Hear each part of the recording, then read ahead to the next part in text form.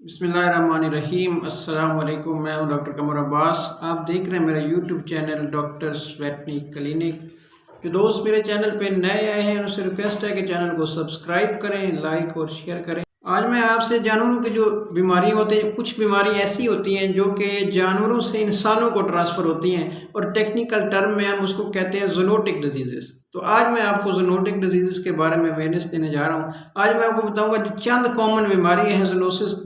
वैसे तो बहुत सारी बीमारियां हैं, लेकिन जो चंद डिजीज़ेस जो मैं इस वीडियो में डिस्कस करूंगा कि कौन कौन सी बीमारियां हैं और कैसे इंसान में फैलती हैं और इसका प्रिवेंशन कैसे है। सबसे बड़ी बीमारी जो जानवरों से इंसानों में फैलती है वो है ब्रूसिलोसिस।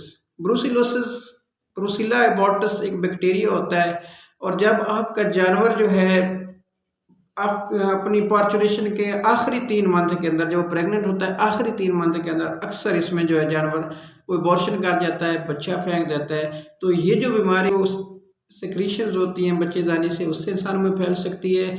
इनहेलेशन के जरिए भी फैल सकती है। इतनी सेंसिटिव है कि ये म्यूकस मेम्ब्रेन के जरिए भी, आंख की म्यूकस मेम्ब्रेन के जरिए भी ये ब्रूसिला एबॉर्टस जो है वो जानवरों से इंसानों में ट्रांसफ़र हो जाता है। तो ब्रूसिलोसिस जो है एबॉर्शन वाला जो बच्चा होता है उसके ज़रिए इंसानों में ट्रांसफ़र हो सकती है, और इंसानों के अंदर एबॉर्शन भी काज कर सकती है। मेल्स के अंदर क्वाइटिस का मसला काज कर सकती है। इसके अलावा दूसरी जो बीमारी है वो रेबीज, बौलापन, हल्कापन।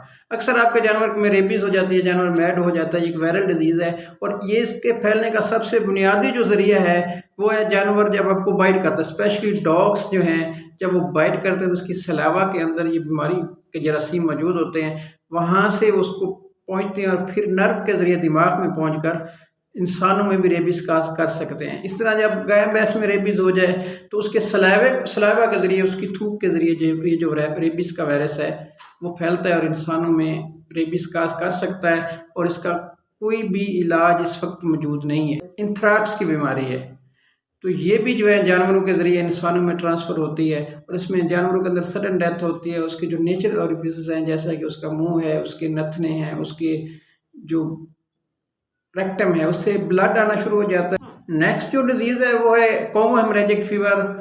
ये जो बीमारी है, इन्फेक्टेड टिक्स जो है, चिचड़ जो है अगर इंसान को काट ले तो उसकी बाइट के ज़रिए, ये टिक्स के ज़रिए इंसानों में ट्रांसफ़र हो जाती है। इसके अलावा लाइम डिजीज़ है। इसके अलावा सल्मोनेसिस है कि जानवरों के फीसेस वगैरह से ये ट्रांसफ़र होकर जहाँ इंसानों के अंदर एब्डोमिनल डिस्कम्फर्ट, डायरिया, पेट के मसाइल का सबब बनती है। फ्लू फीवर जो है ये भी बीमारी जो है इंसानों के जानवरों से इंसानों में ट्रांसफ़र होती है। इसके अलावा जार्डिया का इन्फेक्शन है जो पेट के मसाइल का सबब बनता है। इसके अलावा बहुत सारी बीमारियां हैं जो कि आपके गाय भैंस या पेट्स से या चिकन के ज़रिए, चिकन इन्फ्लुएंजा वायरस है जो इन्फ्लुएंजा की बीमारी है। इस तरह एक्यूट रेस्पिरेटरी सिंड्रोम जो वायरल डिजीज़ होती है जानवरों के अंदर, वो भी इंसानों में ट्रांसफ़र हो जाती है। तो ये चंद बीमारियां थी जो ट्रांसफ़र हो जाती हैं, और इनके ट्रांसफ़र होने की सब किस तरह ट्रांसफ़र होती हैं, जब आप जानवर का रॉ मिल्क इस्तेमाल करते हैं। आप मिल्क को बॉयल करके इस्तेमाल नहीं करते। जब रॉ मिल्क इस्तेमाल करेंगे तो आपको ब्रूसिलोसिस भी ट्रांसफ़र हो सकती है। इस तरह क्यू फीवर भी ट्रांसफ़र हो सकता है। मतलब ये बीमारियां रॉ मिल्क चीज़ें इस्तेमाल करने से ट्रांसफ़र होती हैं। दूसरा, इनहेलेशन के ज़रिए, सांस के ज़रिए कुछ जरासीम है, जैसे मैंने बताया कि ब्रूसिलोसिस है, ब्रूसिला का जो जरासीम है वो सांस के ज़रिए भी ट्रांसफ़र हो सकता है। जो आँख की इतना ख़तरनाक जरासीम है कि जो आँख की मेम्ब्रेन के ज़रिए ट्रांसफ़र हो सकता है। इसके अलावा एरोसोल, हवा के ज़रिए, इनहेलेशन के ज़रिए ये डिजीज़ ट्रांसफ़र हो जाती हैं। लेप्टोस्पायरोसिस जो है, लेप्टोस्पायरा की जो बीमारी है, या उनके यूरिन के ज़रिए इंसानों में ट्रांसफ़र हो सकती है। एंथ्रेक्स जो है ये इनहेलेशन के ज़रिए, डायरेक्ट कॉन्टैक्ट के ज़रिए जानवरों से इंसानों में ट्रांसफ़र हो जाता है। बीमारियों से ज़्यादा रिस्क पे होते हैं फार्म पे काम करने वाले वर्कर्स हैं, मिल्कर्स हैं, दोधी हैं, वेटनेरियंस हैं जो जानवरों का इलाज करने के लिए जाते हैं।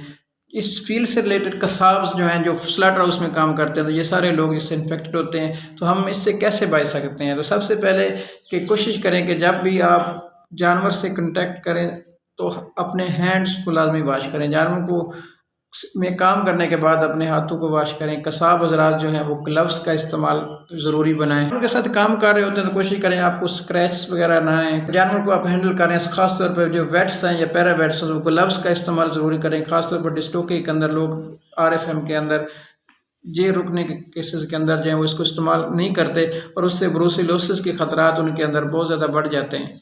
इसके अलावा टिक्स वगैरह को कंट्रोल करें। कभी भी हाथों जो चिचड़ हैं, टिक्स हैं, उनको हाथों से ना उतारें ताकि आप में कॉन्गो डिजीज़ या इस किस्म का किसी बीमारी में ट्रांसफ़र ना हो सके। इस तरह टिक्स और फ्लाइज को कंट्रोल करें। हमेशा दूध को पास्चराइज करके बॉयल करके इस्तेमाल करें। सेमी कुक्ड मीट इस्तेमाल ना करें। गोश्त को भी अच्छी तरह पका के इस्तेमाल करें। जब जानवर के साथ काम करें तो स्पेसिफिक क्लॉथ्स जो हैं वो इस्तेमाल करें, जैसे कि हम डोंगरी वगैरह इस्तेमाल करते हैं। पर जो वर्कर हैं वो काम करते हैं, जब घर जाएँ तो नहा के नए और कपड़े पहन के वो जाएँ। और इस तरह शेड के अंदर जब खड़े हैं तो खाने पीने से परहेज़ करें, क्योंकि बहुत सी बीमारियाँ हैं जो आपको जानवरों के फीसेस के ज़रिए, यूरिन के ज़रिए ट्रांसफ़र हो सकती हैं। लिहाजा खाने पीने से शेड के अंदर उसमें परहेज़ करें। स्क्रैचेस वगैरह से अवॉइड करें। आप जानवरों के साथ काम कर रहे हैं, वहाँ पर कोई ख़राश, कोई इस किस्म का मसला ना हो। और सबसे इम्पोर्टेंट है कि अपने जानवरों को वैक्सीनेशन करवा के रखें। जब आपके जानवर में ब्रूसेलोसिस की वैक्सीन हुई होगी तो आपके जानवरों के अंदर इंशाल्लाह ब्रूसेलोसिस नहीं होगा, तो उसका ख़तरा कम हो जाता है। रेबीज़ की वैक्सीन है, इस तरह मुख्तलिफ वैक्सीन है, तो पूरा जो वैक्सीन प्रोटोकॉल है उसको फॉलो करें। उम्मीद करता हूँ कि ये वीडियो आपके लिए फ़ायदेमंद साबित होगी। मज़ीद बेहतर वीडियो देखने के लिए देखते रहें डॉक्टर वेटरनरी क्लिनिक। अस्सलाम वालेकुम।